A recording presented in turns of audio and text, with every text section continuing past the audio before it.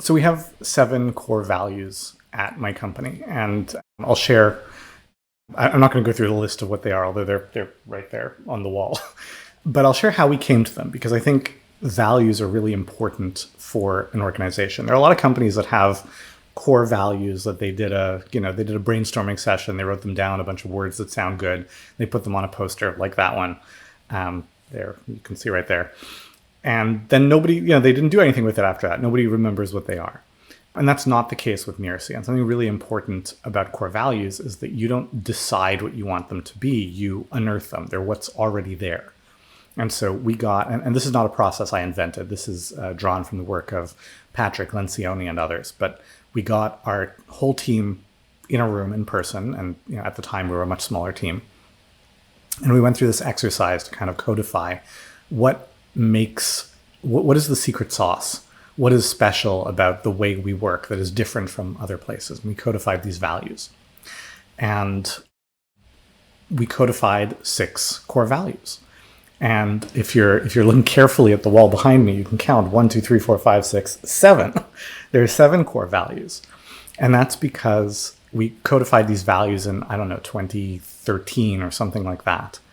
And then quite a number of years later, maybe 7 years, 8 years, something like that later, we realized that there were a few things where some of the newer people on the team who didn't have that long history with us, they were essentially misconstruing or misunderstanding what some of the values meant. So we refined some of the language to clarify. And we realized that something that was core to our business, probably the thing that people call out the most in their work with us, didn't show up anywhere in the values. It was so much like, the story about the fish who are swimming along and an older fish comes by and says, "How's the water, boys?" And they just give him a funny look, so he keeps swimming. And then a while later, one of them says to the other, "What's water?" Right? It's just so in the water that you don't even realize it's there. For us, it's the value of integrity, saying what you're going to do and doing what you said you're going to do, and just acting with integrity. And it's not a business strategy. It's not a calculated tactical move of like, oh, we're going to do this because it's going to distinguish us or differentiate us.